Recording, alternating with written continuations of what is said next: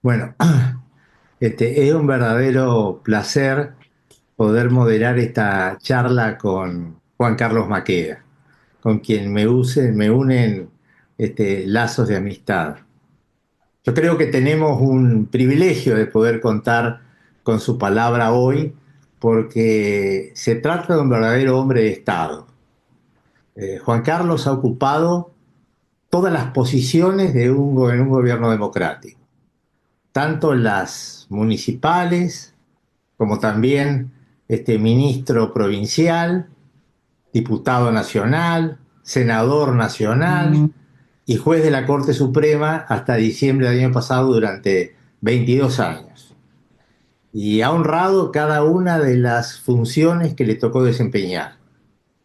Pero hay una característica particular que tiene Juan Carlos, que no solo ha estado en los tres poderes del Estado, sino también es un verdadero hacedor de constituciones.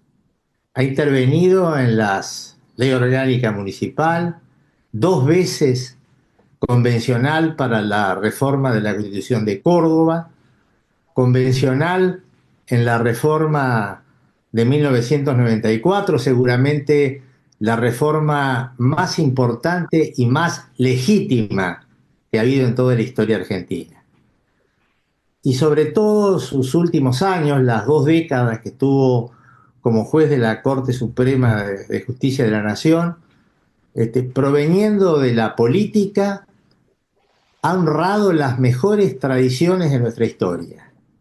Y digo que las ha honrado porque ha tenido un desempeño y un comportamiento de lo que uno espera que debe ser un juez.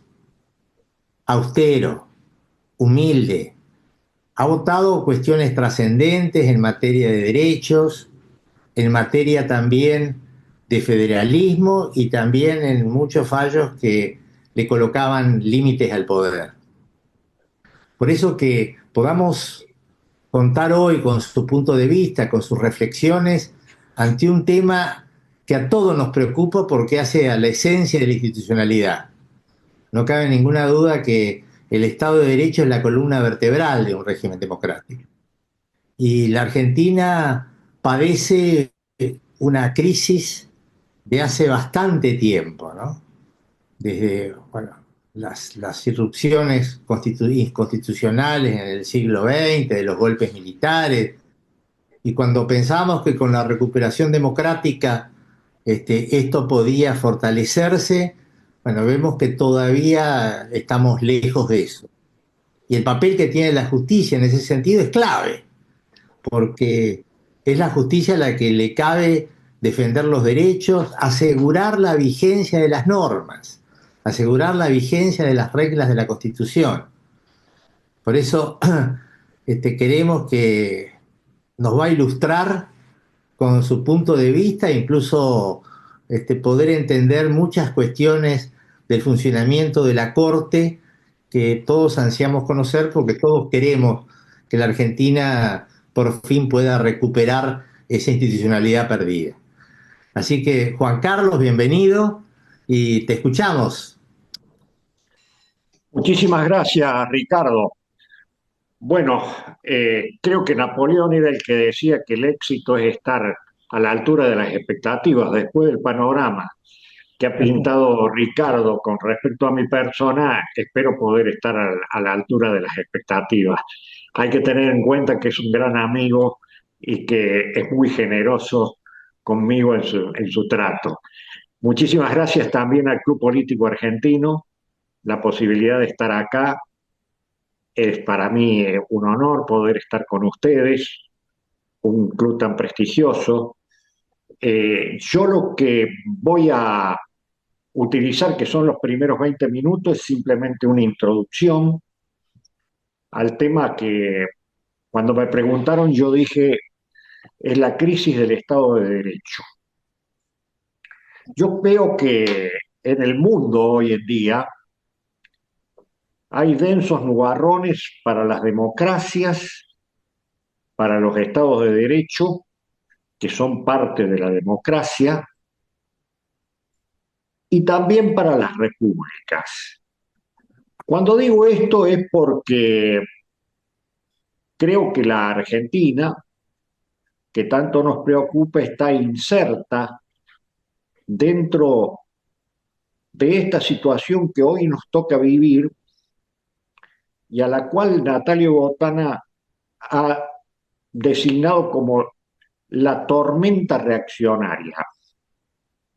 Esta tormenta reaccionaria se caracteriza fundamentalmente por una negación de la ilustración, una negación de la academia, una instauración de métodos de hacer política que tienen más que ver con la guerra que con la política, una forma de expresión donde se degrada permanentemente el lenguaje y donde se degrada a las personas tratándola de exaltarlas, o cuando se refieren a un adversario político se los tratan como a un enemigo en guerra y se los trata de degradar permanentemente. Yo creo que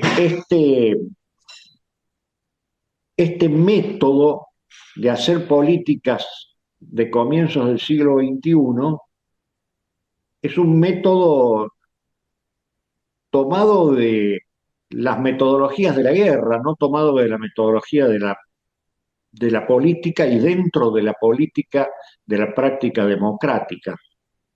La práctica democrática nos exige el diálogo que como Platón decía es el arte de los hombres libres, es el ejercicio más pleno de la democracia, es la posibilidad de disentir, pero es la posibilidad también de coincidir. Si no hay diálogo, no hay encuentro, si no hay encuentro, no hay coincidencias, si no hay coincidencias, no hay posibilidades de concertación, no hay posibilidades de llegar a acuerdos, y yo creo que el acuerdo que ha sido tan denostado durante tanto tiempo y a propósito en muchos casos, es la esencia de la vida parlamentaria y es la esencia de la vida democrática en sí mismo. Los países no avanzan si no logran concertar las pautas mínimas para llevar adelante el ejercicio de una gestión. Y hoy estamos viviendo en la Argentina y vivimos en el mundo la falta de calidad democrática de las gestiones. El ejemplo más claro que se ha dado en ese sentido lo hemos tenido en nuestra América, en lo que fue el modelo constitucional, el modelo político, el modelo jurídico, sobre el cual los fundadores de la Argentina se inspiraron, que fue la Constitución de Estados Unidos con su sistema democrático, presidencialista, judiciario y congresional. Yo creo que ese sistema norteamericano, que al decir de una pensadora que ha escrito un libro que se llama El ocaso de la democracia, que se llama Anne Applebaum, que es norteamericana y que en este momento está viviendo en Polonia, los norteamericanos se han caracterizado en el mundo en muchísimas cosas por su excepcionalidad, pero fundamentalmente en el plano que nos ocupa por ser devotos de su constitución. Y cuando digo que son devotos de su constitución, no digo del formalismo de su constitución, sino que digo esencialmente de de las formas políticas que salen de su constitución, donde se caracteriza esencialmente la democracia. En los últimos tiempos nos tocó ver cosas que nunca hubiéramos creído que íbamos a ver. Cuando terminaba la primera presidencia del presidente Trump, vimos que un grupo de vándalos lograba asaltar el Congreso de la Nación de Estados Unidos cuando se estaba llevando a cabo una asamblea legislativa para proclamar al próximo presidente, que era el presidente Biden, después de una elección que Trump y sus seguidores habían denunciado ante la justicia, entre otras cosas, en los medios de comunicación y en las calles también, como fraudulenta. Tanto administrativamente como judicialmente se comprobó que no había habido fraudes, y entonces en esta instancia decisiva, que es ya cuando se proclama al presidente de la nación días antes de su asunción, vimos tomar el Congreso de los Estados Unidos, que nunca hubiéramos pensado esa situación, con un estado de barbarie que tampoco nos hubiéramos imaginado en parte de la sociedad norteamericana. Eso hirió profundamente los sentimientos de quienes éramos admiradores del sistema democrático norteamericano y de su funcionamiento y de su cultura política. Sabíamos las diferencias que teníamos y por eso en nuestro propio orden constitucional existen diferencias que no son claves, pero que al mismo tiempo hacen a nuestra propia personalidad jurídica y política. Yo creo que quienes vimos por televisión aquella toma del Congreso de Estados Unidos por aquellos hombres en estado de barbarie, disfrazados de vikingos algunos, y con la idea de hacer naufragar el paso del poder de un presidente a otro, estábamos ante una situación que nunca nos hubiéramos imaginado en nuestra vida que iba a pasar. Pero resulta que con el paso del tiempo, y después en otras elecciones, el presidente Trump gana de nuevo, inobjetablemente, y cuando vuelve, el primer acto de gobierno que hace es indultar a estas personas, que eran aproximadamente 1.500 personas, quizás no todas las que estuvieron en esa manifestación, pero sí algunas de ellas, que habían sido llevadas ante la justicia y que la justicia había imputado o había procesado o hasta había llegado a condenar en algunos casos. Y bueno, toda la idea de justicia que se construyó durante 200 años desde la Corte norteamericana, una corte ejemplar a la cual siguieron los países latinoamericanos y miró el mundo desde la creación del control de constitucionalidad a principios del siglo XIX en adelante, todo eso se vino abajo porque el indulto es una rémora monárquica que tienen las constituciones y que se usa muy poco y que generalmente los presidentes de Estados Unidos, no cuando están llegando, sino cuando se están yendo, lo usan inclusive con un muy bajo perfil. En este caso fue todo lo contrario. El presidente de Estados Unidos dedicó después del acto de asunción específicamente a todos los medios de comunicación y con la presencia de todos los medios de comunicación a firmar los indultos a estas 1.500 personas que habían transgredido la ley y que habían querido sembrar nuevamente la barbarie llevándonos a un estado de salvajismo.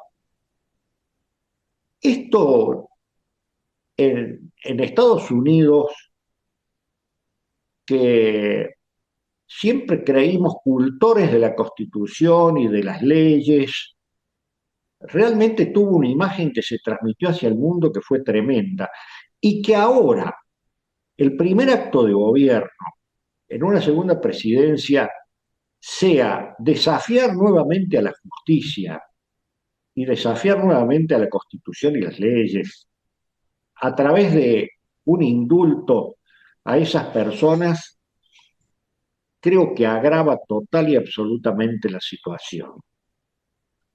La, el liderazgo del presidente Trump en Estados Unidos,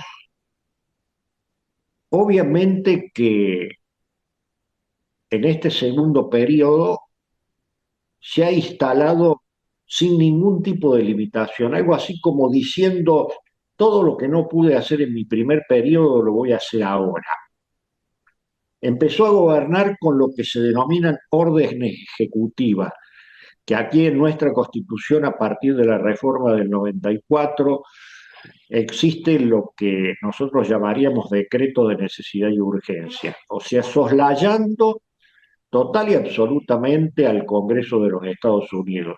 Claro, él tiene mayoría en ambas cámaras y esas mayorías, por más que eleven la voz las minorías, no dejan que vaya para adelante cualquier proceso de tratar que esas órdenes ejecutivas transiten el camino natural de las leyes porque son facultades propias del Congreso de los Estados Unidos. También es cierto que se está apelando a temas que no solo tienen que ver con la sensibilidad propia del ser humano, como podría ser el tema de los inmigrantes que hacen a la naturaleza misma de la creación de los Estados Unidos, sino también con temas que en este momento están ligados, según el presidente Trump, a la seguridad nacional, pero que es la movilización de una fuerza armada que tiene el presidente a su disposición, que se llama la Guardia Nacional, en ciudades como Los Ángeles. Primero empezó en Washington, estaba dentro de sus facultades, después lo llevó a Los Ángeles, ahora Houston, el nuevo paso es Chicago, Memphis. O sea, realmente está militarizando el interior de los Estados Unidos. Y a propósito de la militarización, esto también se explicita claramente en su política exterior, donde se ha desatado primero una guerra de aranceles y después ha tratado de influir dentro de la política exterior norteamericana a través de su presencia como negociador, y han fracasado todas las negociaciones, porque lo ha hecho de una forma temperamental, eludiendo el diálogo y tratando de llamar a los que son los artífices tanto de la guerra de Ucrania como la de Medio Oriente desde una posición paternalista donde es muy difícil que vaya a poder tener éxito el día de mañana. Creo que como esos ejemplos que estamos dando de qué es lo que está pasando en un país insignia como es los Estados Unidos de Norteamérica, lo mismo lo podemos ver en Europa también. La, la Europa que conocimos, aquella heredera de la Revolución Francesa y que había sido parte del desarrollo de la historia del derecho, del Estado de Derecho y de la consecución de la democracia en el siglo XIX y en el siglo XX, hoy la vemos por lo menos asediada en algunos lugares que tienen una capacidad de transformación muy grande y que nunca pensamos que en la Europa unida no se hubiera planteado resistencias de tipo legal, lógicamente, desde la Unión Europea hacia países específicamente países que están dentro de la Unión Europea como Hungría, que Víctor Orbán, después de haber accedido en una primera oportunidad como proeuropeísta, asumió una segunda vez y cambió totalmente los esquemas de la democracia húngara. Subordinó el poder judicial específicamente a través del Tribunal Constitucional primero y después de todos los organismos judiciales, lo subordinó totalmente al Poder Ejecutivo. Y así fue avanzando en todos los ámbitos. Hoy prácticamente es una autocracia, porque no le queremos dar otro nombre, pero es una autocracia dentro de Europa a la cual Europa soporta pasivamente. El mismo caso de subordinación del Poder Judicial a través de una reforma constitucional se dio en Polonia también. Y también Europa lo soporta estoicamente, pero calladamente, dentro de su tradicional sistema democrático. Sabemos que han ganado peso las corrientes reaccionarias, especialmente en Francia, donde es la segunda fuerza política, y en Italia, dos de los países fundadores de la Unión Europea, donde hoy está gobernando una de esas fuerzas. Realmente me parece que el horizonte es muy malo en general. Si a eso le agregamos que el país que está en la puerta de entrar a Europa es Turquía y que Erdogan, quien lo viene gobernando desde hace muchos años, ha transformado un país que quiere entrar a la Unión Europea porque se viene transformando desde 1915 en un Estado laico y que al mismo tiempo se asemeja a la categoría de los países que tienen que entrar a la Unión Europea, hoy es una verdadera autocracia y con el componente religioso también. O sea, es volver atrás un siglo. Y realmente me parece que esto en el mundo que nos toca vivir es un tema muy serio. No fue distinta la situación en Brasil, que lo tenemos cerca.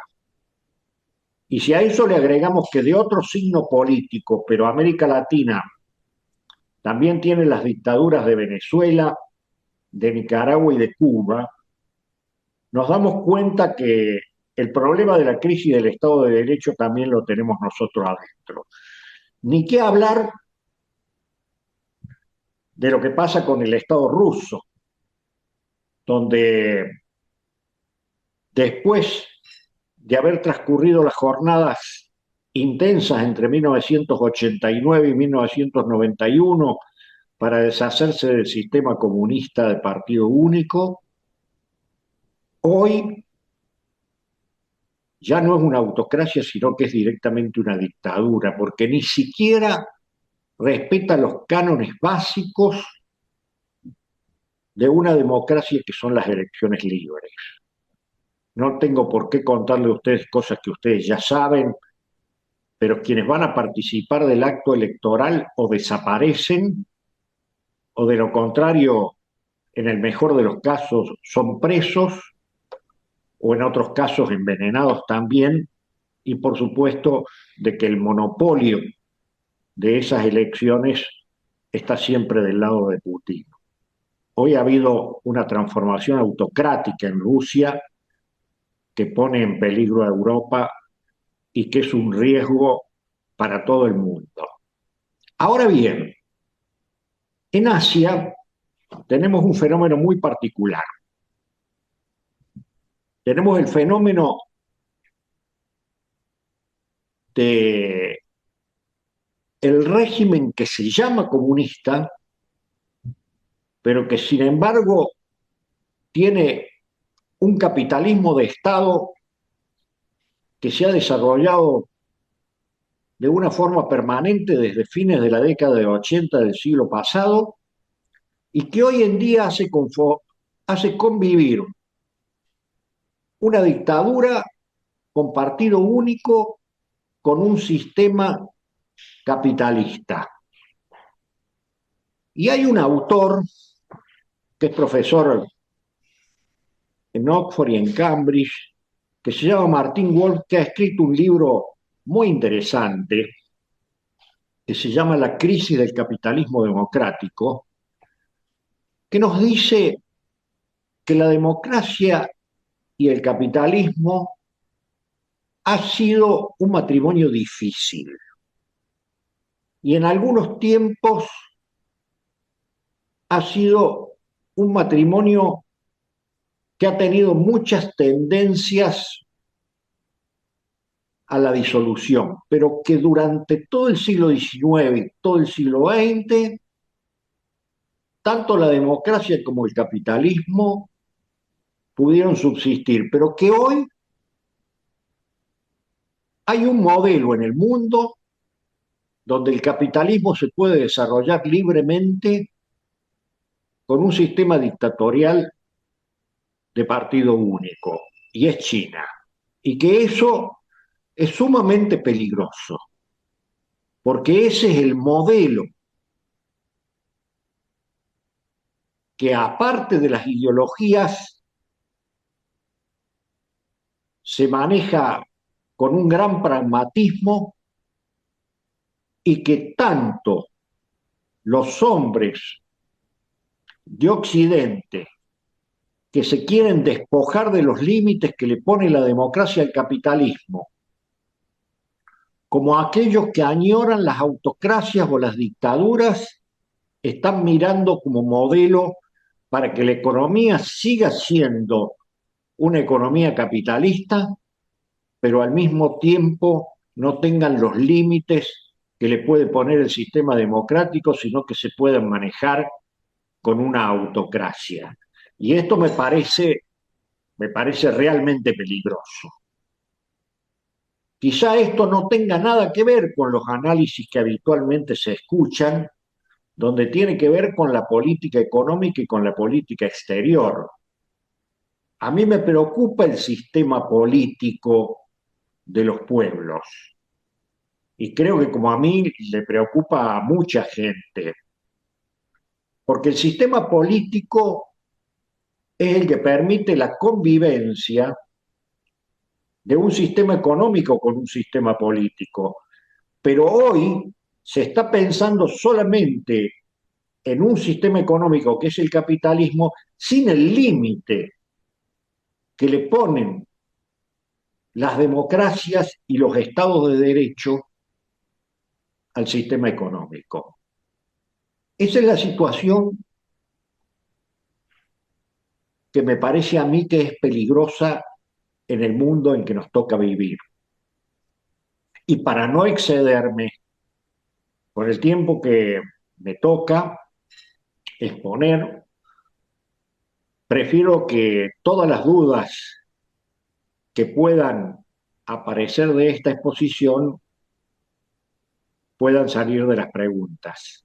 Muchas gracias.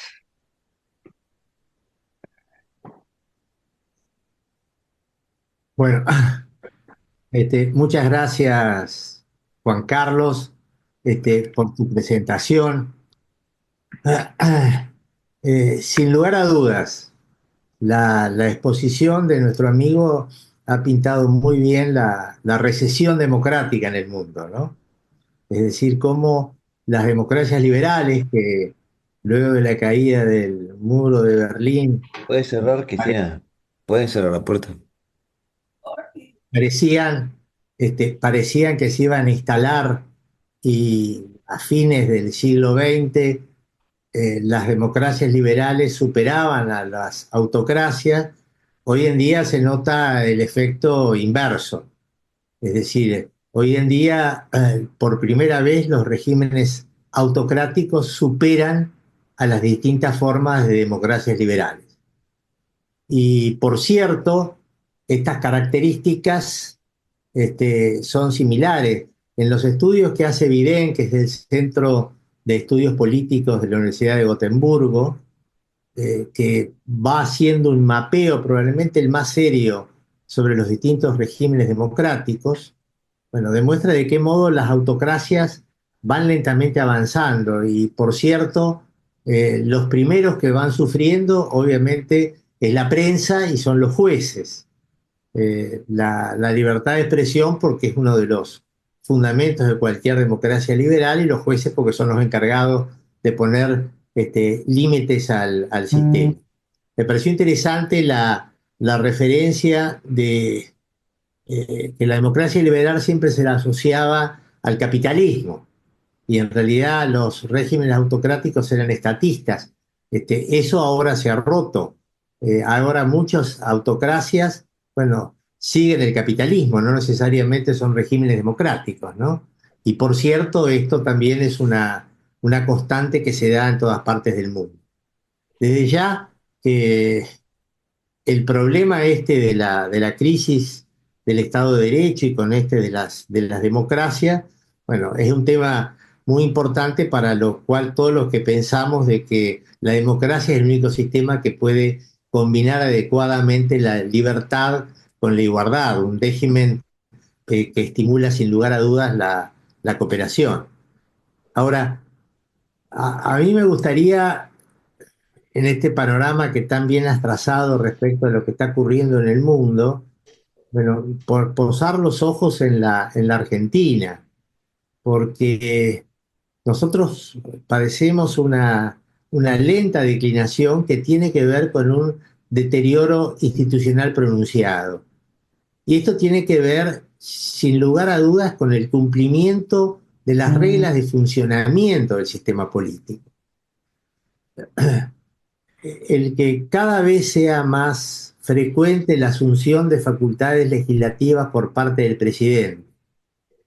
Este curioso fenómeno que estamos viendo ahora, en la cual hay sanciones del Congreso que el presidente veta, e incluso el periodismo ahora dice, bueno, ¿cuántos legisladores puede sacar el Poder Ejecutivo para tener un tercio que le pueda sostener los vetos y así bloquear la actividad del Congreso? Esto es una anomalía, porque en realidad el veto es una facultad excepcional del presidente, pero no puede convertirse en una práctica tendiente a eludir a la acción del Congreso, teniendo un tercio que impida los dos tercios para sostener la sanción anterior. Y todo esto me parece que es muy dañino, no solamente en lo que hace a las condiciones que necesita Argentina para desarrollarse, a las condiciones propicias también para la inversión. Y aquí creo que el papel de los jueces es clave, es estratégico, porque en definitiva quienes tienen que salvaguardar las reglas de juego del sistema son los jueces.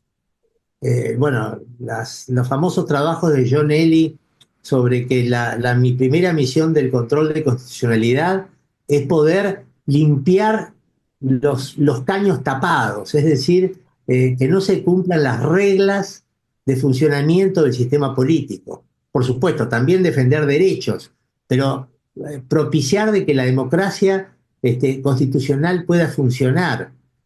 Y hay quienes piensan de que la inactividad de los jueces para poder freno a estos incumplimientos constitucionales claros, flagrantes, es un incentivo para que se puedan seguir produciendo. Muchas veces la justicia habla tardíamente cuando ya las cosas han pasado, cuando el deterioro ya se ha producido, cuando es un decreto que ya ha quedado en el olvido, etcétera, ¿no? Y lo que me gustaría saber es cuál es tu punto de vista sobre el caso argentino. Y a ver, ¿cómo podemos hacer nosotros para tratar de fortalecer y apoyar esta actividad de la justicia para defender el Estado de Derecho, para defender el funcionamiento de las instituciones democráticas? repito, es estratégico el rol de los jueces. Y principalmente el de la Corte Suprema de Justicia, ¿no? Como cabeza del poder. Por eso me gustaría conocer tu opinión a ese respecto. Sí, si me permiten, en principio voy a hacer un descargo. Yo generalmente este panorama lo termino, el panorama que acabo de hacer, lo termino con un panorama de la República Argentina y de nuestra situación. No lo hice porque me fijé ya en la hora y estaba bastante excedido de los 20 minutos con los cuales iba a ser la apertura de la charla. Así es que ahora voy a decirle lo que pienso exactamente de la Argentina. Cuando yo decía que veía sobre la democracia y el Estado de Derecho negros nubarrones en el mundo, también debo decir que lo veo en la Argentina. Como decía Ricardo recién, hemos vivido un deterioro profundo, yo diría en los últimos 15 años, de las instituciones democráticas en la Argentina. Se ha ido horadando desde adentro la imagen de las instituciones políticas argentinas y ha habido un descreimiento, sigue existiendo ese descreimiento total y absoluto sobre el funcionamiento de los poderes del Estado. Yo creo que en este momento especialmente nos encontramos ante una situación muy difícil, porque así como ustedes no habrán escuchado en este nuevo gobierno quizá el más plebeyo de todos desde el punto de vista del alejamiento de la tradición política argentina y que fue elegido mayoritariamente como una reacción en contra del sistema político argentino, en estos 2 años prácticamente no le hemos escuchado al presidente de la Nación nada que tenga que ver con la reivindicación del Estado de Derecho, de la República y de la democracia. Sino por el contrario, expresiones hirientes contra aquellos que nos hemos preocupado por el funcionamiento del sistema democrático y que no hemos negado que durante los últimos años hubo una gran degradación desde adentro del sistema democrático argentino. Ahora, yo veo que es muy malo que alguien pueda decir que se convierte el presidente de la nación en un topo del Estado para poder destruir el Estado. Me parece que sin Estado no hay Estado de Derecho, no hay Estado social de derecho, no hay posibilidad de recomposición directamente. Y las acciones que se han ido tomando han sido al margen del vector central del Estado de Derecho, que es la Constitución Nacional. No solamente se ha hecho uso y abuso de los vetos presidenciales, se ha hecho uso y abuso de los decretos de necesidad y urgencia, de la legislación delegada y un tema que a mí me parece gravísimo, durante 2 años nos hemos manejado sin presupuesto. No porque la discusión de la Cámara de Diputados y del Senado haya entendido que era mejor la no sanción del presupuesto, sino porque las autoridades del Poder Ejecutivo han decidido, junto con sus propios legisladores, que era mejor gobernar sin presupuesto. Y no es opcional en la Constitución Nacional gobernar con presupuesto o sin presupuesto. En varios artículos de la Constitución Nacional nos recuerdan que el presupuesto es la ley de leyes y que es la que garantiza la transparencia en el manejo del Estado. Cuando no hay presupuesto, no hay forma de controlar el Estado. Entonces, uno de los principios constitucionales rectores, que es el control y la responsabilidad, quedan de lado. Si a eso le agregamos que la Auditoría General de la Nación está vaciada, que en este momento no se han propuesto por parte del Poder Ejecutivo ni por parte de los integrantes del legislativo a representantes que se deben designar para que la Auditoría General de la Nación, que es un instrumento constitucional, controle, haga un control externo del Estado, realmente me parece que es gravísima la situación de que no solamente gobernamos sin presupuesto, sino que gobernamos sin controles. No hay ninguna forma de controlar las cuentas públicas, ni las inversiones. Realmente estamos librados a lo que podría ser una decisión buena o una decisión mala del Poder Ejecutivo con respecto a las inversiones. Me parece que eso se debe modificar. Anoche el presidente de la Nación dio un discurso para presentar el presupuesto del año 2026. Nada dijo con respecto a estos 2 años que habíamos gobernado sin presupuesto, pero tampoco ha habido mucho esfuerzo para decir que el presupuesto es la forma de no dejar de lado al Congreso argentino en la decisión nada menos que del tratamiento de los gastos y recursos de la República. Yo creo que hay excesos de actitudes por parte de la Presidencia de la Nación que tratan de soslayar esas actitudes el pleno desarrollo del sistema constitucional argentino. Y me parece que, como dice Ricardo, ante esta situación, el Poder Judicial, que es un Poder Judicial independiente e imparcial, tiene una misión muy clara.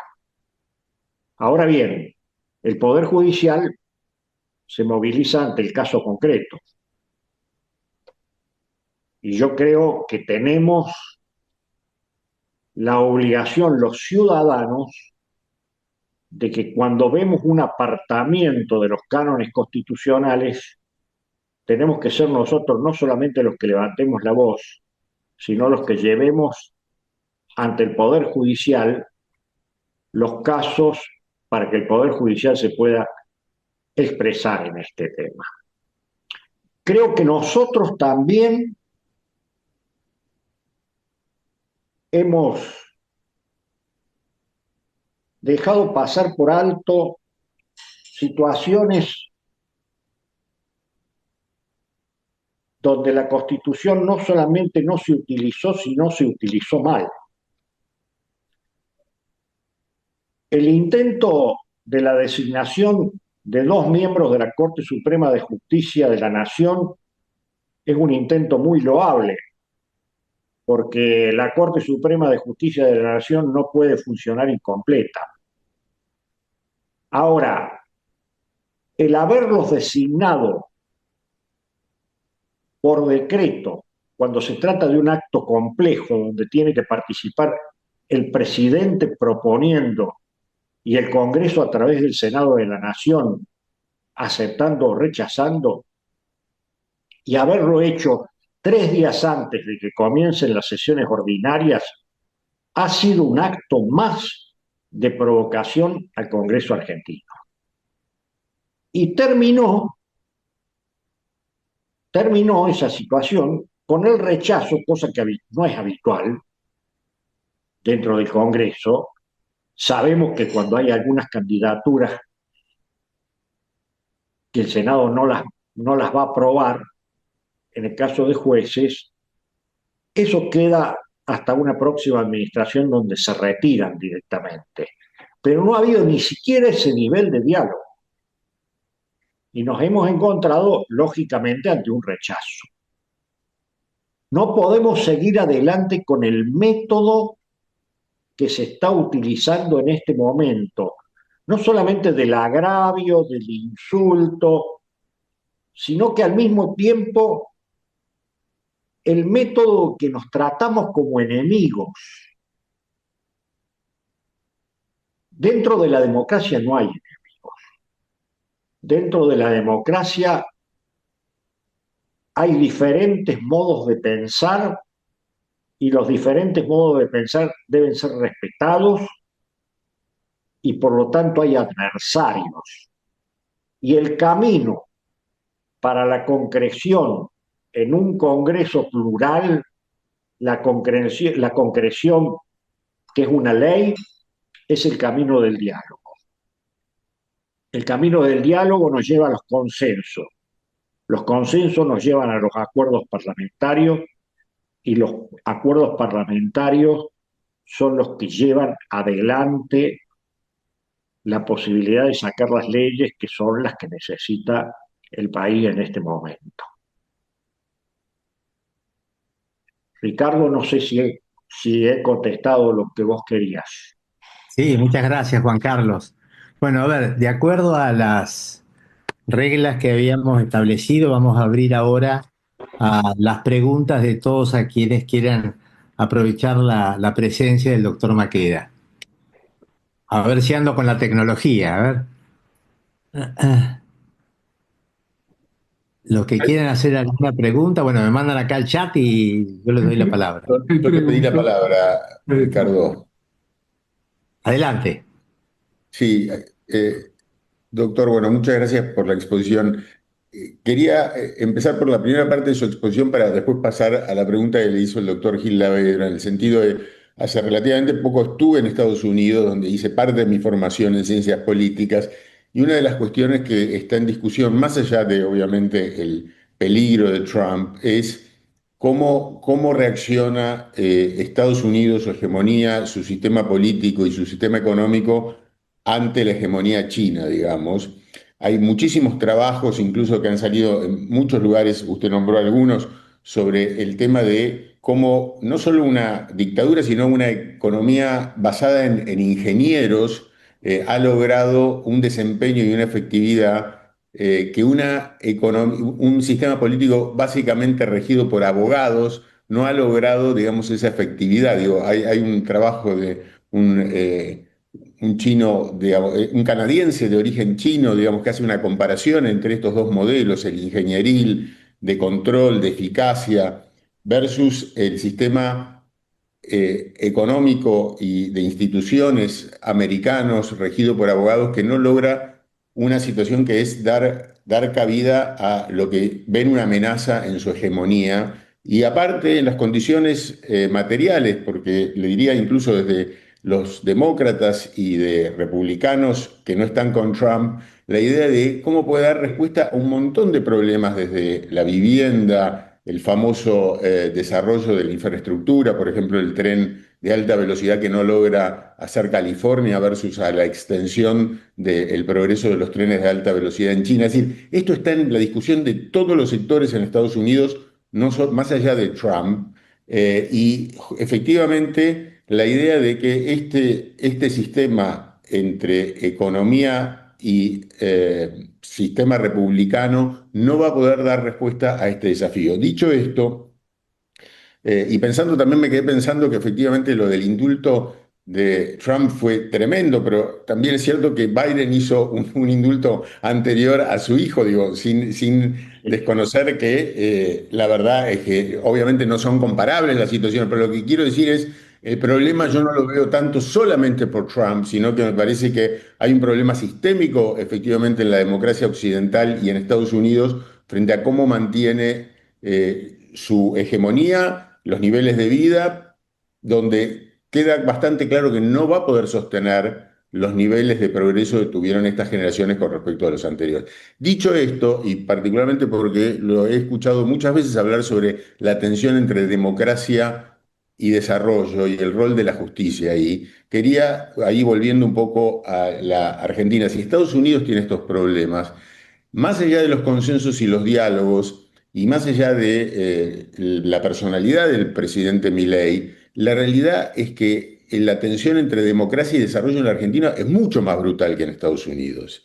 Y ahí quería su opinión sobre cómo ve usted una salida a esa tensión entre ambas. Y por último, y un poco oyendo a la pregunta de Gil Lavedra, el rol de los jueces. La sensación de que el poder más cuestionado en la Argentina es el poder político, pero se habla poco del rol del poder judicial en el deterioro que hemos vivido. Quería saber ambas reflexiones suyas sobre estos temas. Y voy a tratar de contestarlo desde el punto de vista mío y con absoluta sinceridad. Eh, yo también he estado en Estados Unidos y me ha llamado la atención el cambio en la sociedad. O sea, lo que nosotros llamábamos la grieta, que pensábamos que era un fenómeno latinoamericano o en nuestro caso argentino, yo la veo profundizada en Estados Unidos. Y esa grieta, que a veces toma un sentido político, yo veo que ya tiene que ver, como usted lo enunció en la primera parte, con una toma de decisión por parte de las personas si realmente nos queremos quedar con un capitalismo sin el control político de la democracia y por lo tanto este capitalismo que hoy en día dentro de la revolución tecnológica ha acelerado todos los tiempos puede manejarse dentro de una autocracia o con sistemas total y absolutamente autónomos de los sistemas políticos que hemos conocido y entre los cuales la democracia en los últimos 2 siglos se ha convertido no solamente en un sistema político, y dicho por estadistas, no solamente en el mejor sistema político, sino que es parte de la cultura de los pueblos, y en el caso del pueblo norteamericano, hasta el siglo XXI, era indiscutible, porque era parte de la civilización norteamericana. Quizá lo que estamos viviendo en este momento, que sea una revolución científico-tecnológica fundamentalmente en los medios de comunicación y donde se vislumbra que caminamos aceleradamente hacia la inteligencia artificial, nos lleve en el análisis a dejar de lado que el capitalismo acompañó en el tránsito del siglo XIX hacia el siglo XX una serie de cambios que no solamente lo fue absorbiendo, sino que lo fue incorporando a la civilización americana primero y a la civilización de Occidente después. Ahora la gran pregunta es, esta revolución científico-tecnológica, con los hombres que la están llevando adelante en Estados Unidos, que se han convertido en la nueva gran oligarquía tecnológica de Estados Unidos, que como hemos visto en este fin de semana con Elon Musk, se traslada a Inglaterra, se pone al frente de manifestaciones y trata de arrasar con los vestigios que pueden quedar en el mundo de lo que no tiene que ver específicamente con lo científico tecnológico y que tiene que ver con la civilización que venimos cultivando desde hace 2 siglos y que creemos que hasta el momento es irreemplazable. Por lo menos yo soy uno de los que creo que la democracia, el Estado de Derecho son irreemplazables. Bueno, yo en este sentido doy mi opinión. Creo que dentro del cuadro que yo presenté, agrava mucho más las situaciones. Usted agregó un tema que yo no había desarrollado ni lo tenía en la cabeza, que es que en la República Argentina las diferencias entre el desarrollo económico y el sistema político son más profundas que las de Estados Unidos. No sé, no lo conozco, no puedo hacer la comparación. O sea, tomo como válido lo que usted está diciendo. Yo creo de que eh, en la República Argentina los que hemos estado ligados al sistema político, o los que estamos ligados, porque yo ahora soy un ciudadano más, pero sigo ligado al sistema político, tenemos la obligación de hacerlo al sistema político cada vez más efectivo, cada vez que cada vez sea más transparente, que al mismo tiempo eh, sea capaz de gestionar cada vez mejor, que el sistema político reconstruya los lazos de la representación política que se han ido perdiendo en estos tiempos. Ahora, más allá de eso, si alguien cree que el desarrollo económico, ya es una parte del capitalismo, no es todo el capitalismo, sino que es una parte del capitalismo, el desarrollo económico puede ser posible en la Argentina sin Estado, y realmente yo no lo escuché hasta el momento. O sea, no tengo un análisis sobre ese tema. Yo personalmente no lo considero así. Me parece eh, que realmente hoy el tema está planteado a nivel mundial como un gran desafío.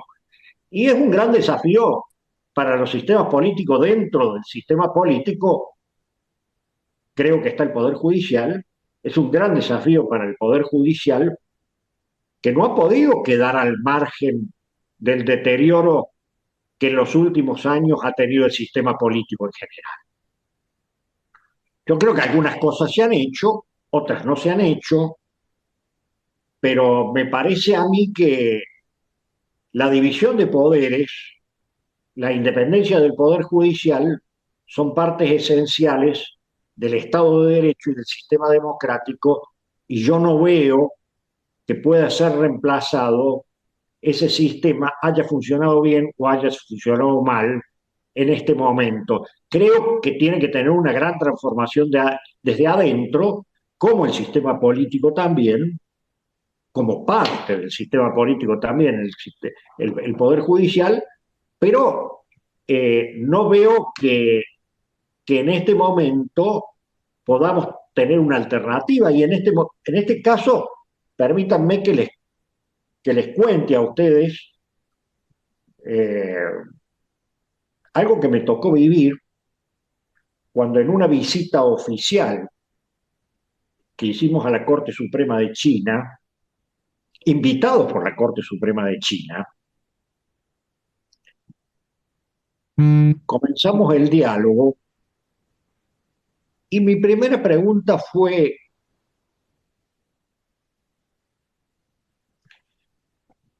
¿cómo es el control de constitucionalidad en China? Bueno, habíamos estado hasta ese momento en una excelente relación. La reacción del vicepresidente de la Corte China que nos estaba atendiendo en ese momento fue tan brutal como cortante.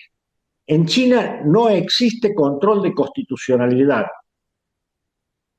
¿Por qué? Fue la pregunta mía al respecto. Porque el control de constitucionalidad lo hace el Congreso, que es el que legisla. Y si el Congreso se equivoca, pregunté, el Congreso no se equivoca. Me lo dijo con la misma certeza que puede decir un creyente Dios existe o un ateo Dios no existe. O sea, así, contundente, como parte de un dogma religioso. Yo, en ese sistema, que es un sistema de partido único, que por más que sea un sistema de ingenieros que haya sido muy bueno para el desarrollo de China, yo me permito dudar. Yo no creo que esa institucionalidad le pueda poner freno al capitalismo chino. O sea, una cosa es que lo aceptemos por los éxitos que han tenido y otra cosa es que creamos que se puede cambiar un sistema democrático por una autocracia. Este es mi pensamiento con respecto a este tema, que es una pregunta muy inteligente y muy importante porque nos lleva al fondo mismo de la cuestión. Gracias, Juan Carlos. Ricardo Gerardi y luego Tito. Bueno, muchas gracias, muy interesante. Quiero hacer a ambos una pregunta que es sobre el impacto de la inteligencia artificial en el Estado de Derecho, en la Administración de Justicia y en la Administración del Estado. Voy a citar dos ejemplos. Hace poco estuvo acá el politólogo vasco Ininterati, invitado por el CIAS, y en un pasaje de su conferencia en el Colegio El Salvador, planteó que la mitad de los encuestados en Francia prefieren a la inteligencia artificial antes que a sus legisladores.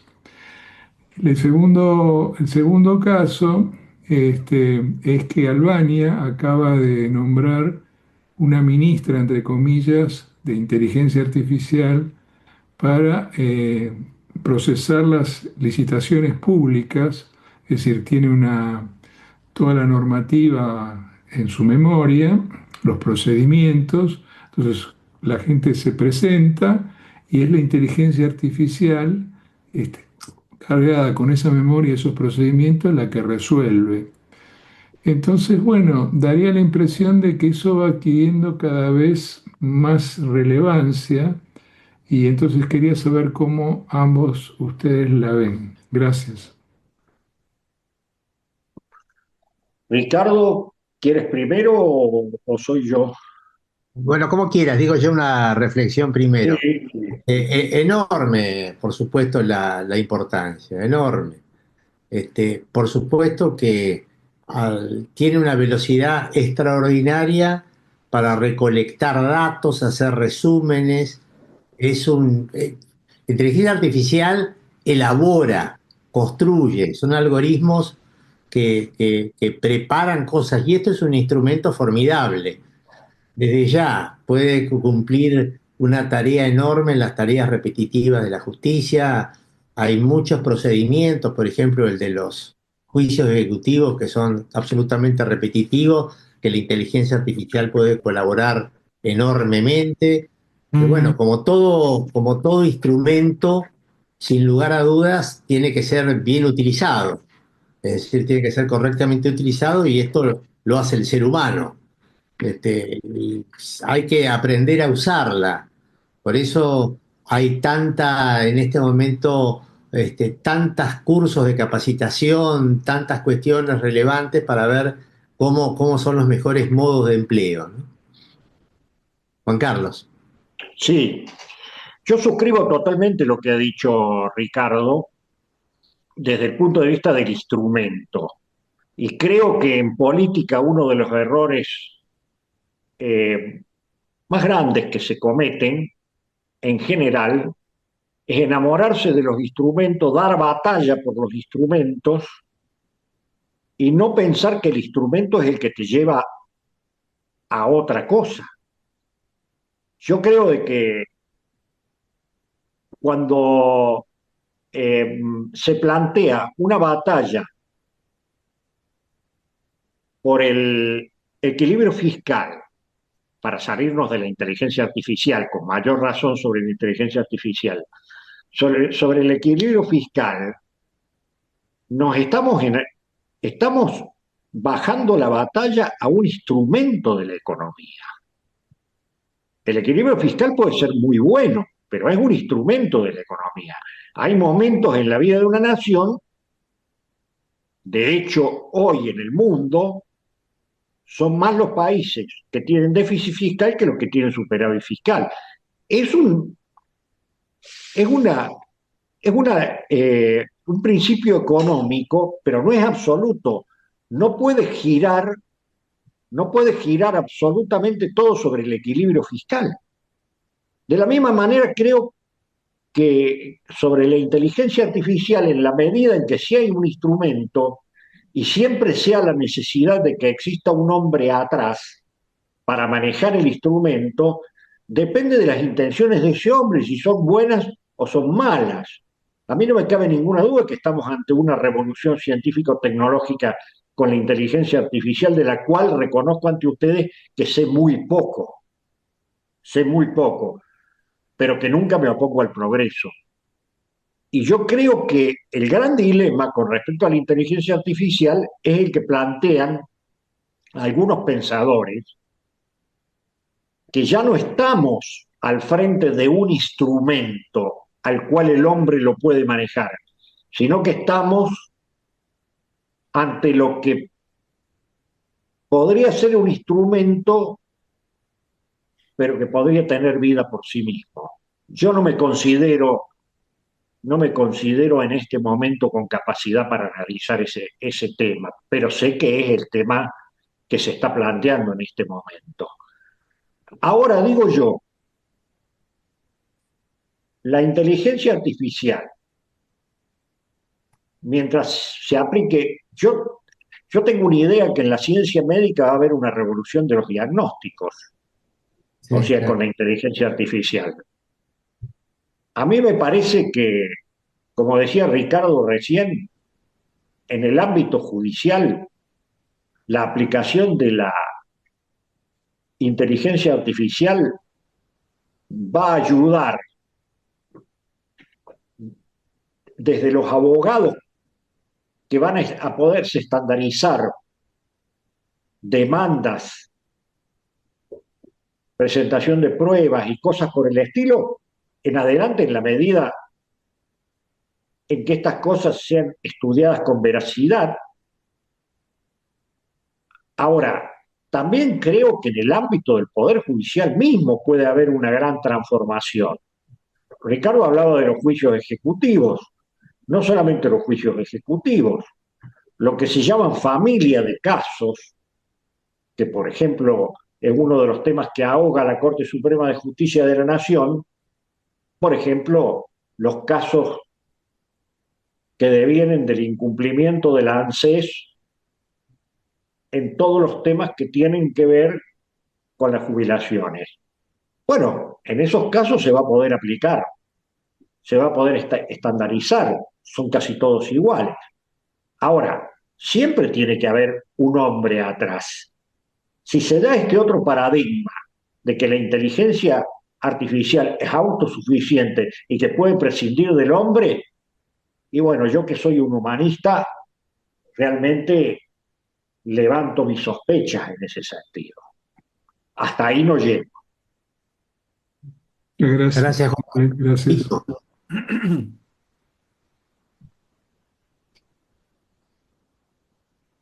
Tito. Bueno, muchas gracias a Ricardo y al doctor Maqueda por la exposición principalmente del doctor, pero me han parecido las intervenciones de ambos muy interesantes. Y la pregunta que quiero hacer es en relación a las raíces de esta tormenta reaccionaria o como la podemos llamar o la venimos llamando de distintas maneras desde hace como 20 años más o menos, ¿no? Porque el tema está instalado desde por lo menos 2 décadas. Pero de todas formas, me parece que no nos ponemos de acuerdo o sigue habiendo bastante misterio en lo que se refiere a cuáles son las raíces sociales, culturales, políticas de que esto haya sucedido. Y brevemente, se pueden tomar dos campos muy diferentes históricamente, porque es decir, si uno mira la cuestión desde el punto de vista de la legitimidad, ¿no? La legitimidad entendida en términos políticos, es una cosa muy diferente en Occidente que en los gran, en la- en las, en los gran- las grandes, en los grandes países eh, orientales, de la cultura no occidental, o en el caso de Rusia, que siempre tuvo un pie en un lado y el otro pie en el otro, porque en el caso de Rusia, de China, eh, me parece que el autoritarismo siempre tuvo legitimidad. Nunca hubo un fondo de legitimidad social democrático. Hubo intentos, pero la historia de Rusia es clarísima en ese sentido. Y la de China también. Entonces, esos países ahora han desembocado con más éxito o menos éxito en el capitalismo sin democracia. Pero no les costó mucho porque nunca hubo una democracia, corrientes democráticas, raíces democráticas sociales o culturas democráticas que reprimir. Hubo otras cosas que reprimir, pero democracia no. En el caso de Occidente hay una regresión. Y lo que es más confuso es por qué, cuáles son los motivos de esa regresión. Yo tengo respuestas personales al respecto, pero no estamos aquí para que nadie escuche mis respuestas. Me parece que es una cuestión que se remonta mucho más atrás de los problemas de los políticos inútiles que están dispersos por todas partes, o como bien decía Alejandro Racé recién, la gente que se emboba con la eficacia excepcional de un sistema como el chino, y entonces dice, bueno, no, pero tenemos que hacer lo mismo.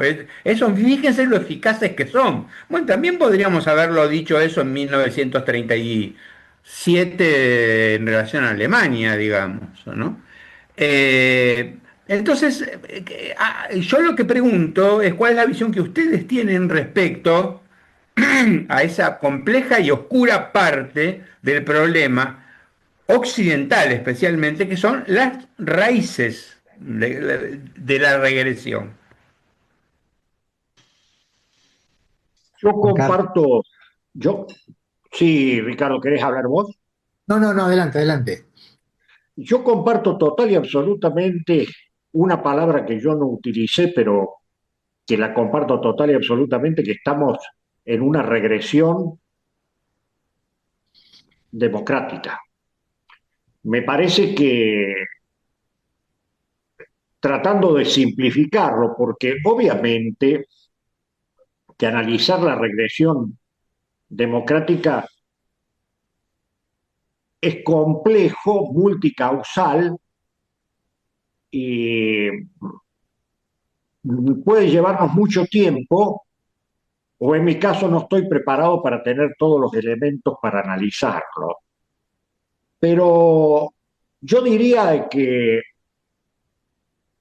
hay dos elementos que tienen que ver íntimamente con la cultura y con el ser humano que podemos diferenciar. Primero, el primero de ellos es cómo se ha ido horadando la democracia desde adentro por el rompimiento de los sistemas de representación que naturalmente tiene la democracia. El sistema de representación que tiene la democracia ha ido perdiendo legitimidad en la misma medida, no que esté vinculado con la efectividad directamente, sino con que el representante cumpla realmente las tareas para las que es elegido en el ámbito de una democracia. Creo que durante estos 40 años de democracia argentina hemos visto pocas veces a los legisladores cumpliendo el rol de legisladores. ¿Qué es lo que quiero decir con esto? Que cuando me tocó ser legislador a mí, yo me di cuenta que había tres tipos de legisladores. Aquellos que éramos legisladores de tiempo completo, que éramos muy pocos, aquellos que eran legisladores que venían exclusivamente los miércoles, en aquella época sesionábamos todos los miércoles, que venían los miércoles y que eran generalmente punteros políticos, gente que cumplía otras funciones, intermediarios sociales. No los estoy deslegitimando con esto, pero quiero decir de que nunca eran legisladores que venían a cumplir la función para la cual habían sido elegidos y que significaba un trabajo serio durante toda la semana. Y bueno, intermedio había un grupo que estaban martes, miércoles y jueves, que eran los días que se llevaban a cabo las reuniones de comisión y que se trabajaba en el recinto. Yo creo que todo eso fue resintiendo la representación política. Y al mismo tiempo, los problemas de desarrollo económico de la Argentina fueron llevando a que cada vez más en el plano de la representación política de los legisladores tuviéramos a hombres que representaban a los que tenían necesidades sociales que había que cubrir y no a hombres que venían a cumplir la tarea de representación. Todo eso se fue complicando de distintas formas, se fue degradando la tarea parlamentaria, se fue degradando también la tarea político-parlamentaria y se fue degradando la representación política también. Eso es un fenómeno. Después está el fenómeno de aquellos que nunca les interesó la democracia ni la representación política ni el sistema político, que siempre han visto a la democracia como un lugar a donde se refugian un par de vivos para pasarla muy bien, cobrar sueldos y no trabajar. Y al mismo tiempo, esa gente cada vez fue tomando más distancia, no solo del Estado de Derecho, sino también del Estado en sí mismo. Yo esto tuve oportunidad de verlo y de que me lo dijeran explícitamente hace casi 30 años atrás, cuando estuve en Estados Unidos para la reelección de Clinton. Y entre las visitas que hacíamos en la semana anterior, fuimos a visitar al búnker republicano, que era uno de los grupos que se encargaba de la publicidad política, para decirlo de alguna manera, y de las estrategias de los republicanos. Allí me encontré con un hombre que no solamente descreía del sistema democrático, sino que me pareció a mí que iba a hacer todo lo posible para que el sistema democrático no existiera más. Este hombre dijo que el sistema democrático lo único que hacía era complicar la vida de los americanos y que lo que hoy en día se buscaba era la efectividad y que bajo ningún punto de vista teníamos que ser hombres que tuviéramos confianza en la democracia y en su sistema. Este publicista se definió de entrada como un publicista que trabajaba en contra de los ambientalistas, en contra de los abogados y a favor de las industrias químicas. Y que el próximo trabajo que él iba a tener en el futuro como publicista era trabajar en contra de la democracia. Creo que obviamente en ese recorrido de estos 30 años, en la sociedad norteamericana y en el mundo, tiene que haber mucha gente que aún sin tener una formación importante como la que tenía este hombre, y se habrá acrecentado con el tiempo, ha ido creciendo y debe haber muchos más que son los que no creen en la democracia que los que creen en la democracia. Y los que no creen en la democracia estarán trabajando en distintas teorías para superar la democracia, pero que yo personalmente, y ahí llega el momento de las definiciones personales, soy un creyente que la democracia como sistema político es el único que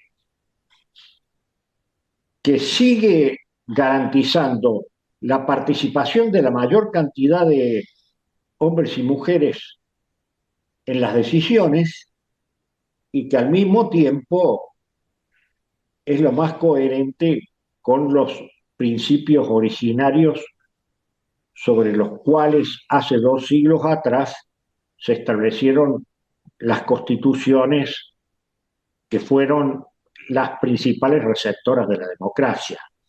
Creo que esos principios basados en la libertad, en la igualdad, o sea, son y están vigentes hoy en día. Creo que la tecnología puede tener muchos avances.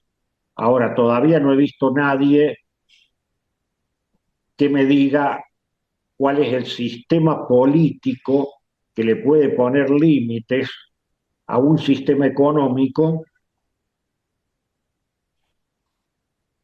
que no sea la democracia. La verdad es de que por el momento no lo he podido leer ni lo he escuchado en ninguna exposición, en ninguna conferencia. Bueno, este es mi análisis, hasta acá llego yo. Un minuto antes de darle la palabra a Elsa, que es la que sigue. Mirá, Tito, es una pregunta muy difícil de responder porque en realidad la democracia como tal ha regido en muy pocos periodos de la historia universal. Es decir, la democracia ha estado vigente en lapsos muy acotados. Y esto tiene que ver, se vincula con que, ¿qué vota la gente? ¿Vota el sistema político? ¿Vota la posibilidad del equilibrio en el poder, etcétera? ¿O vota otras cosas? Yo tengo cierto escepticismo respecto de esto. Me parece que la gente vota las cuestiones de bienestar y la democracia también es una promesa de bienestar. un sistema político que te va a dar empleo, que te va a dar salud, que te puede dar educación, etcétera, ¿no? Por lo tanto, vos tenés que tratar de cumplir esas promesas y cuando estas promesas son frustradas, cuando llega el desconsuelo, la frustración y muchas veces la bronca, es un sistema político que requiere demócratas. Es decir, que la vigencia de la democracia requiere gente que crea en la democracia y que crea en sus valores. Y para esto no hay otro camino que tratar de fortalecerla y regarla y luchar siempre por ella, ¿no? Elsa, te escuchamos. Perdón, me arrepentí porque la conversación siguió por otro andarivel y no lo que yo pensaba comentar o preguntar. Así que, si Ricardo, si podés pedirle a otra persona que pidió la palabra, mejor. Con mucho gusto. ¿Alguien más quiere hacer una pregunta?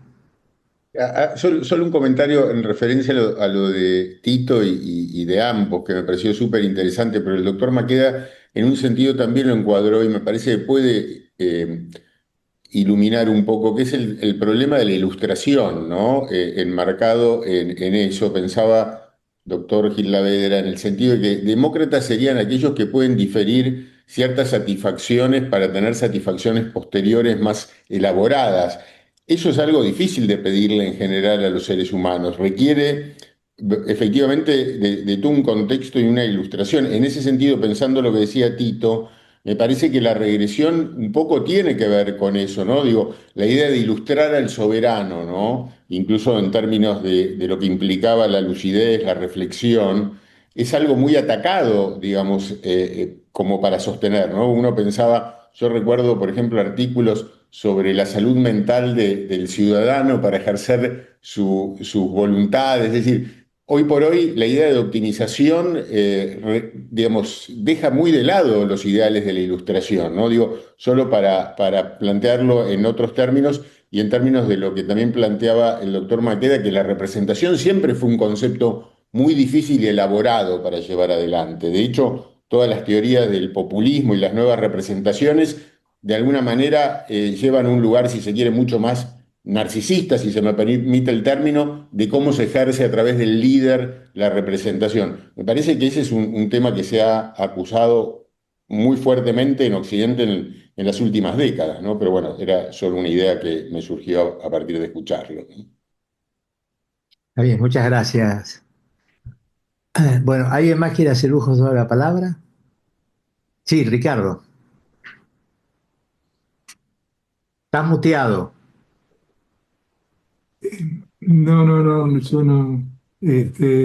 Lo único que podría decir, vinculado con lo que comentaste sobre el bienestar, es que evidentemente uno de los problemas del malestar, sintiendo bien lo que plantea Tito, de las causales del deterioro democrático, es que no se logra para una gran mayoría de la población una situación de mejor bienestar y la desigualdad se ha incrementado.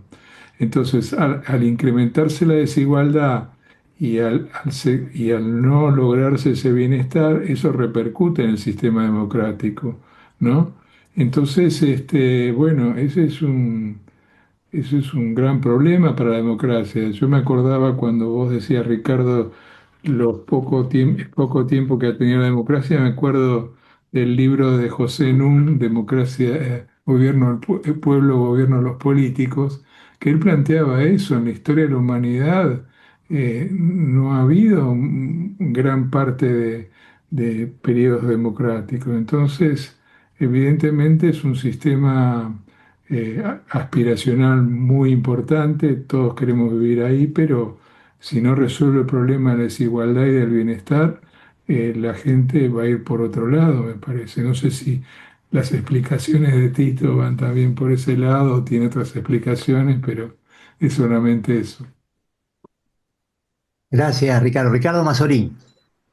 Gracias, Ricardo. Muchos Ricardos acá. Ricardo. Volviendo al tema que se está discutiendo. En Occidente, terminada la Segunda Guerra Mundial, comenzó un experimento que se llamó estado de bienestar, ¿no?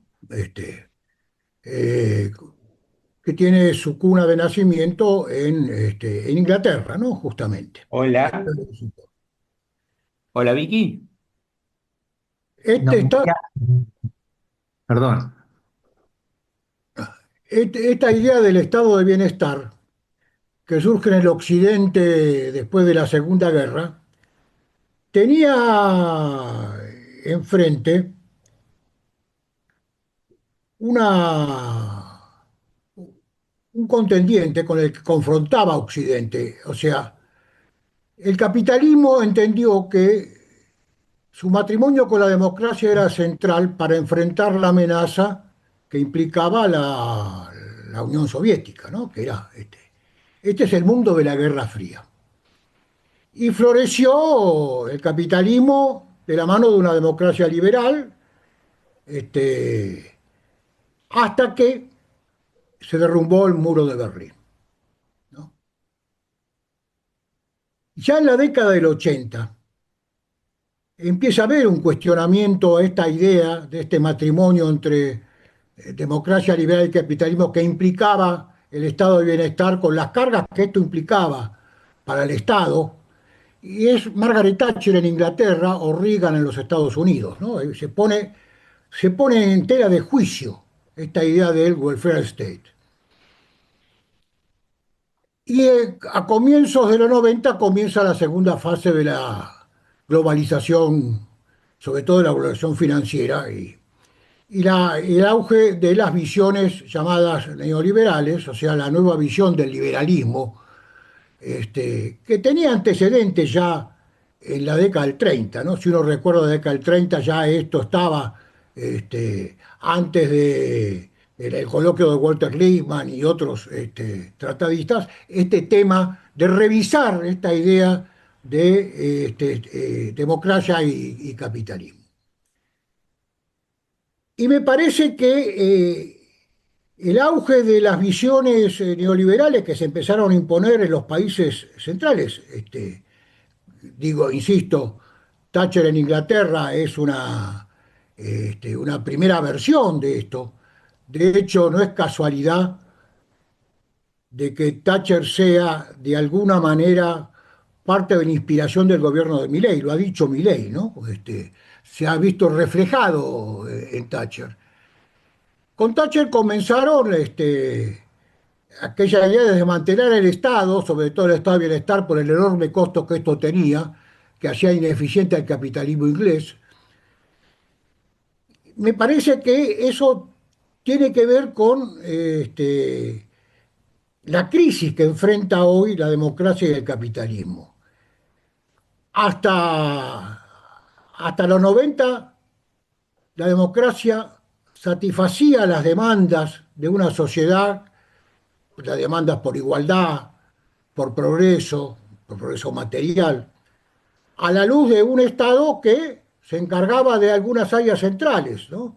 Entre ellas una central para estos países que era la salud pública. Inglaterra es un ejemplo de eso, el welfare state, uno de los temas centrales es el sistema de salud, ¿no?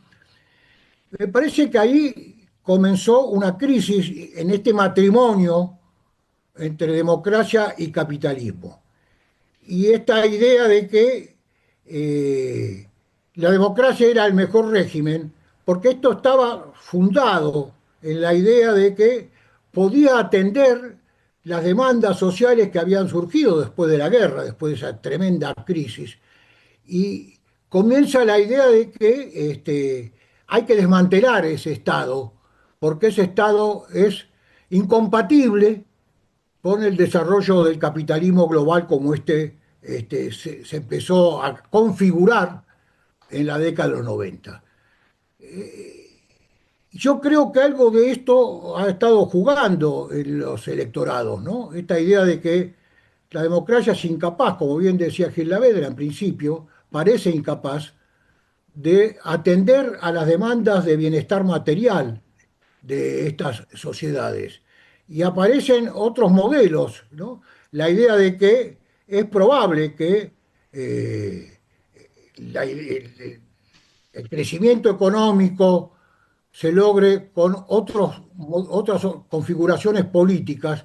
China es un ejemplo que aparece ahora, pero este, hemos tenido experiencias de esto en el siglo XX. Japón es una experiencia de esto antes de la guerra. Eh, Alemania es una experiencia de esto bajo regímenes totalitarios, ¿no? Y me parece que esto vuelve, no es un debate nuevo, es un debate que ya estuvo presente en la crisis del 30, este debate, y ahora vuelve y creo que te pone en cuestión a la democracia. Y la Argentina, particularmente, y por ahí lo mío es una aseveración arriesgada, la idea de que la democracia no ha resuelto los problemas que esta sociedad tiene, la encarna Milei. ¿Por qué digo que la encarna Milei? Y por ahí es una opinión apresurada. Cuando Milei da su discurso de Asunción, se pone de espalda al Congreso. Es decir, esto tiene un enorme impacto simbólico. El Congreso donde reside la representación, para Milei es un obstáculo. Y en su praxis política confirma que es un obstáculo, porque trata de gobernar a través de los poderes de emergencia que le da la Constitución. La representación política aparece como obstáculo para resolver los graves problemas que tiene esta economía y que arrastra desde hace muchos años. Y a mí no me sorprende mucho porque hay sectores de esta sociedad, y acá termino, que han apoyado experimentos de este tipo. Las élites empresarias argentinas, para poner un ejemplo, apoyaron fuertemente la política económica de Martínez de Oz durante el gobierno de Videla. Las organizaciones sindicales apoyaron la idea de la República Corporativa de Onganía a cambio de algunos beneficios. Uno de ellos fueron las obras sociales, el famoso sindicalismo participacionista, ¿no? Es decir, hay sectores de la sociedad argentina que han apoyado eh, experimentos antidemocráticos con la idea de resolver los problemas que el capitalismo argentino tiene. Y creo que Milei, a su manera, encarna algo de esto.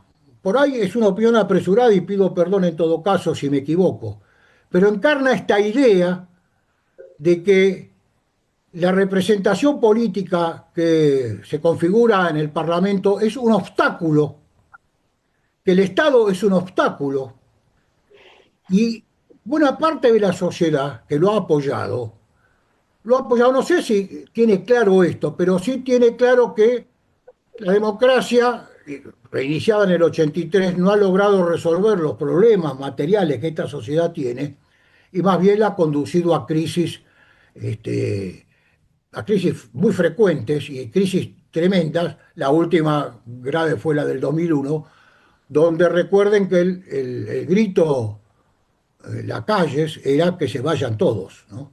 Este, entonces me parece que ahí tenemos un problema.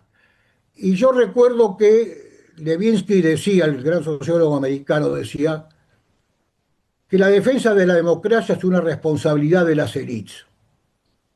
Es difícil pedirle al hombre común que él defienda la democracia si ésta no es capaz de atender a sus demandas materiales más inmediatas.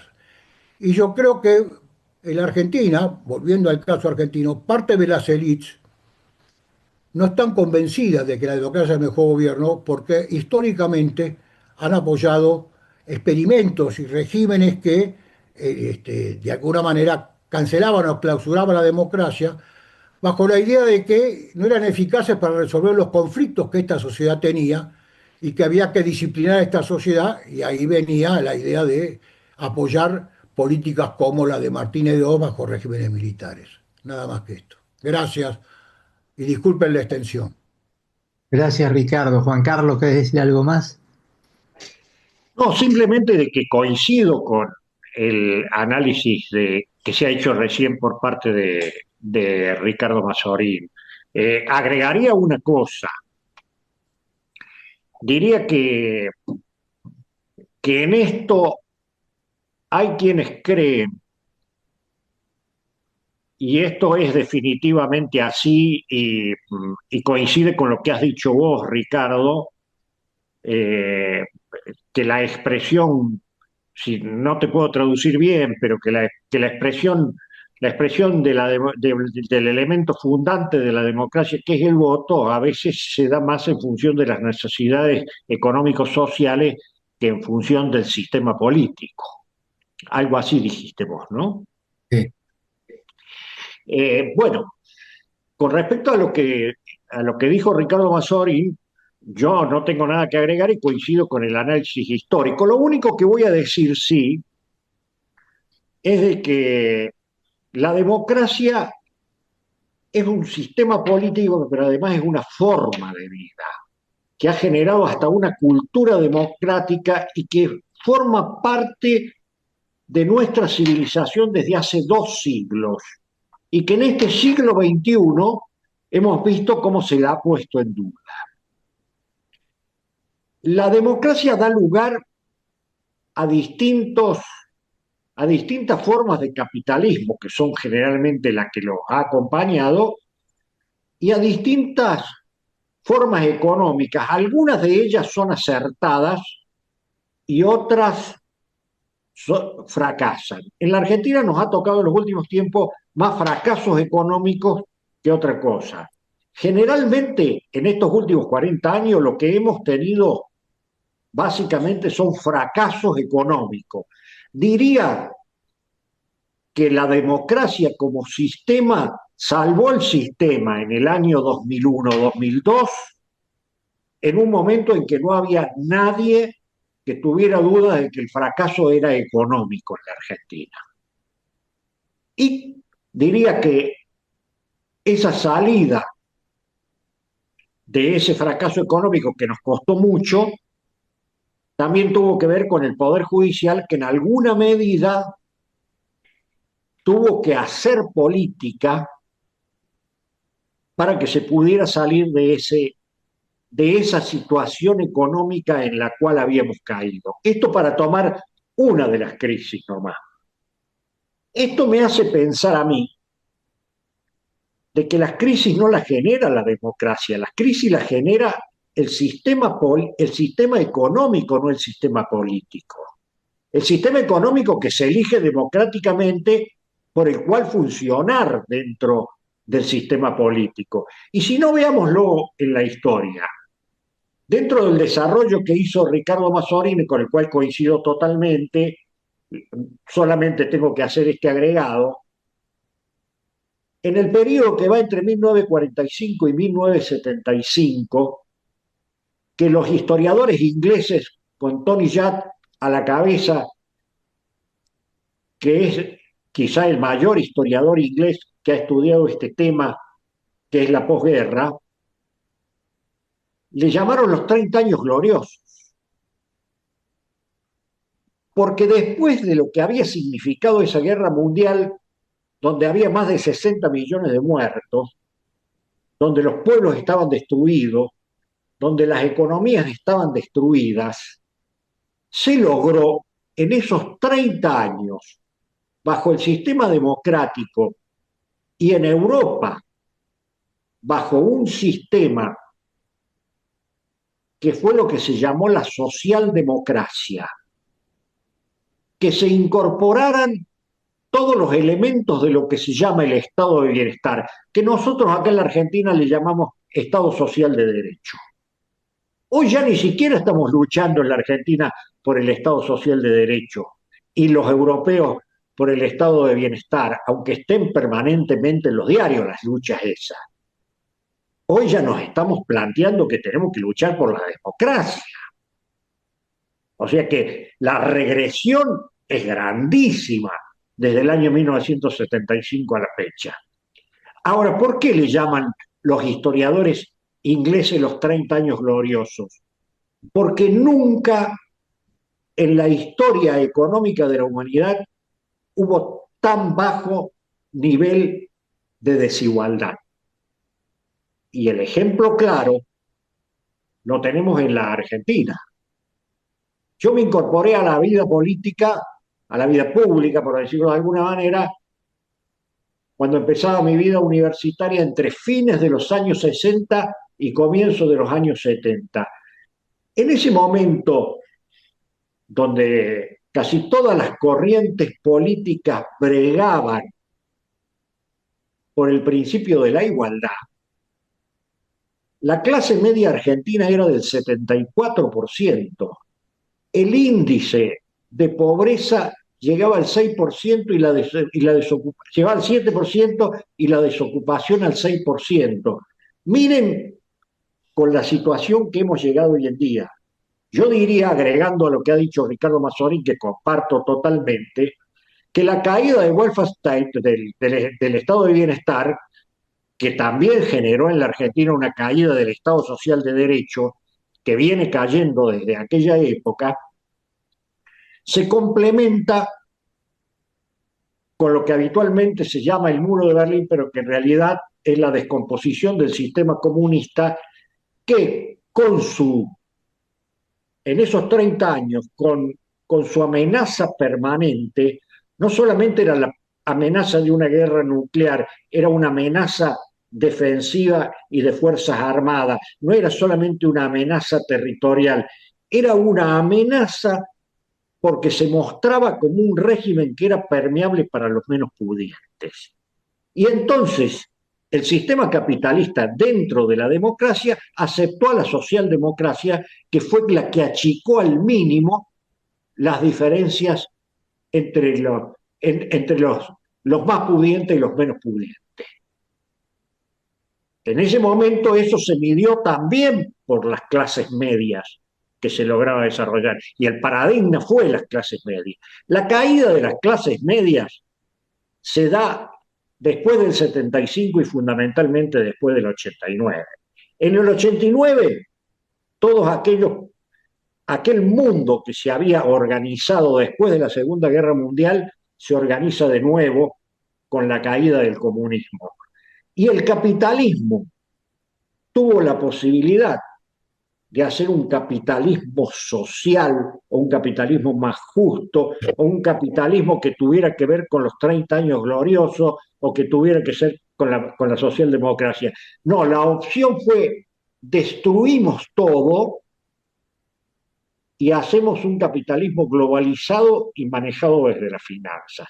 Obviamente que el resultado que tenemos hoy en día es consecuencia de aquello. Echarle la culpa a la democracia de eso me parece que es casi infantil. Esta es la acotación que quería hacer. Muchas gracias. Susana Decibe.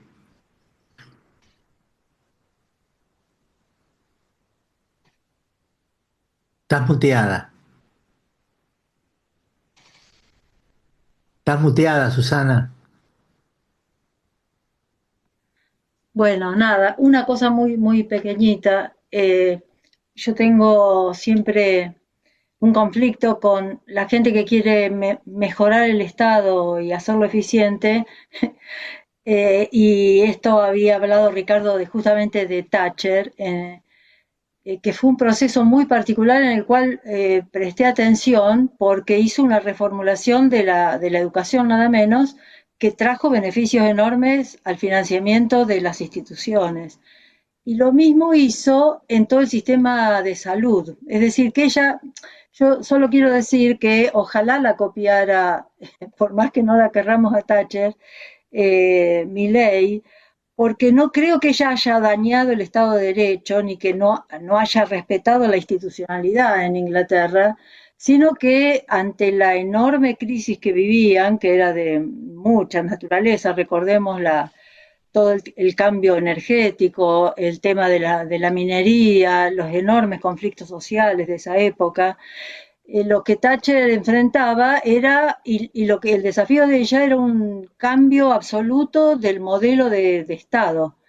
Entonces digo que siempre que enfrentamos a eso y nos pasa a nosotros, está la aventura de destruir todo, o que es lo que quiere hacer Milei, o gente como Thatcher que más allá de las enormes diferencias que podamos tener ideológicas con ella, respetó y las reformas que hizo fueron tomadas por Tony Blair y Brown, que la sucedieron, y que incluso la admiraban. Es decir, a mí me pasó estar en Inglaterra cuando estaba ya el laborismo, y ellos estaban realmente agradecidos de que esas reformas tan duras y ese costo político enorme que pagó, lo hubiera hecho Thatcher.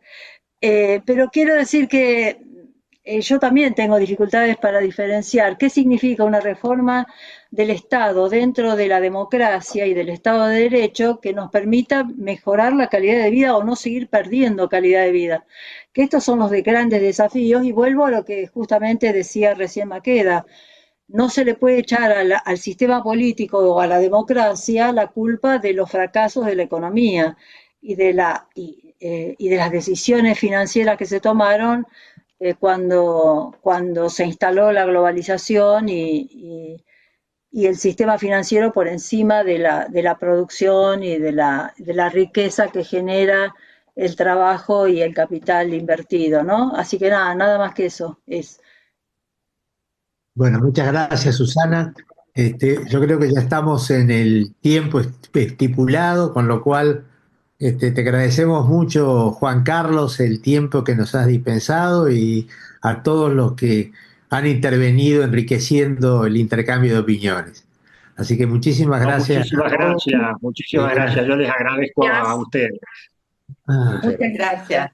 Yo les agradezco a ustedes. Muchas gracias. Muchas gracias al Club Político Argentino y a todos y cada uno de ustedes. Gracias. Gracias a usted. Hasta luego. Hasta luego. Hasta luego.